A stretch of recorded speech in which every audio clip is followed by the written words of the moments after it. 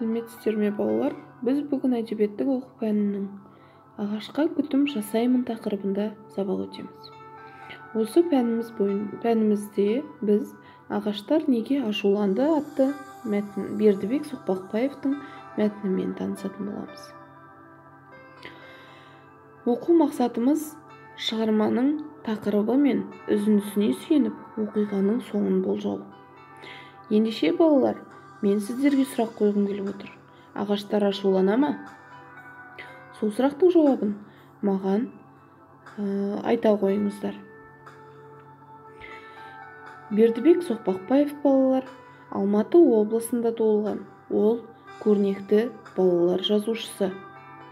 Оның "Менің атым Қожа", "Жекпе-жек", тағы да басқа көптеген кітаптары бар.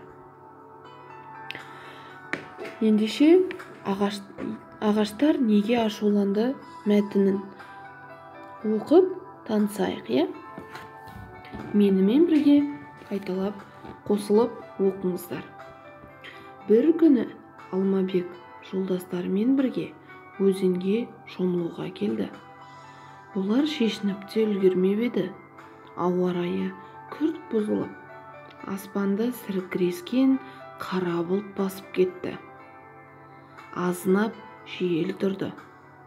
Балалар Алмабекте жүгіріп келе жатыр еді.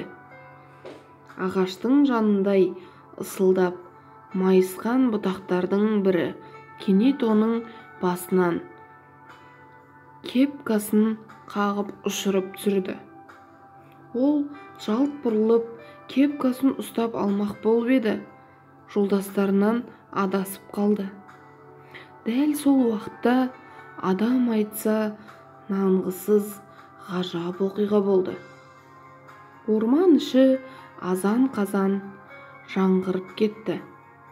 Түйе беліндей жуан бәйтерек майысып кетті. Алмабекті баса жаздап, жолына көлденеңдеп тосқауыл бола қалды. Алмабек қорыққаннан шыңғырып жіберді. Кейін қарай жалт берді. Сол кезде тұс-тұстан бәлем, Алмабек, қолымызға түстің ба? Деген ашулы дауыстар жамырап естілді. Алмабекте ес қалмады. Ағашы аздау бір жермен жүгіріп өтпекші болып еді. Ұзын бір аққайың жапырақтары жалпылдап алдын тағы бөгей қалды. Алмабек кейін қарай жалт берді. Маңайдағы ағаштар су-су етіп төніп келіп қалғанын көрді. Бірнеше солқылдақ көк шыбық жотадан шып-шып еткізіп шарпып өтті. Сендерге мен не жаздым? Деп Алмабек жылап жіберді. Сол кезде төбесі көк тіреген, көкті көріп көк жасаған орман атасы кәрі еменнің гүжілдеген жуан даусы естілді. Сенің жазығың сол, біздің бірнеше жас шыбығымызды үйіңнің қасына отырғызбақ болып қазып әкетіп едің. Нағыз азап халге салып қойыпсың. Түбі босатылмай қатты қалыпты. Тамыры суалып құрып бара жатқан көрінеді. Осы қылығың адамшылыққа жата ма? Ағаштан көрген не жамандығың бар? Жайқалып өсіп тұрса ауылдың көрікі емес пе? Жазды күні ми қайнатқан ыстыққа саямызға паналайсың. Қысты күні азынаған бораннан қорғаймыз.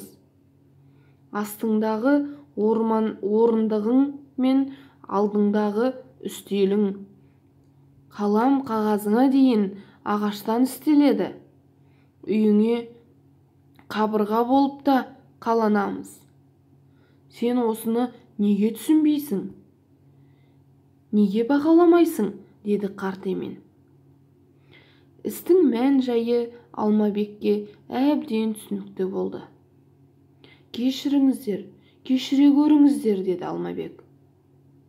Кешіруге болмайды, деп солқылдаған көк шыбық тағы да төніп қалып еді.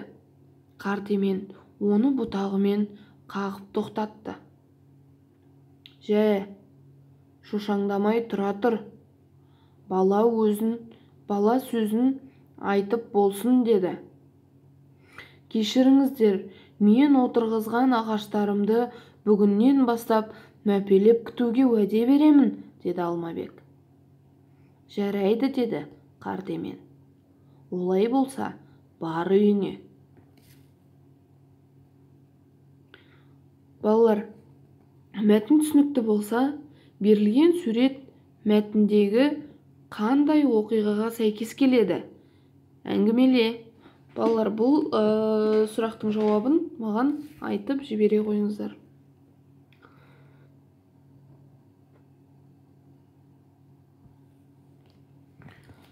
Енді балалар, осы мәтінімізге байланысты қорытынды жасайық, иә? Қалай ойлайсыңдар? Алмабек уәдесінде тұрды ма? Мәтіндегі оқиғаны аяқта. Алмабектің қылығына өз көзқарасыңды білдір. Сен Алмабектің орнында болсаң, не істер едің? Ағаштар ашуланбағанда не болатын еді? Осы жайында ой бөлісіңдер. Үйге тапсырмаға мәтінге сүйеніп ағаштың 5 пайдасын жаз. Алмабекке ағаштарды қалай күту керектігі жайлы қандай кеңестер бересіңдер? Ағаштарды күту ережесін жаз. Ағаштың суретін сал. Және де үй тапсырмасына осы ағаштар неге ашуланды әңгімесін ауызша айту. Жарайсыздар балалар, сау болыңыздар.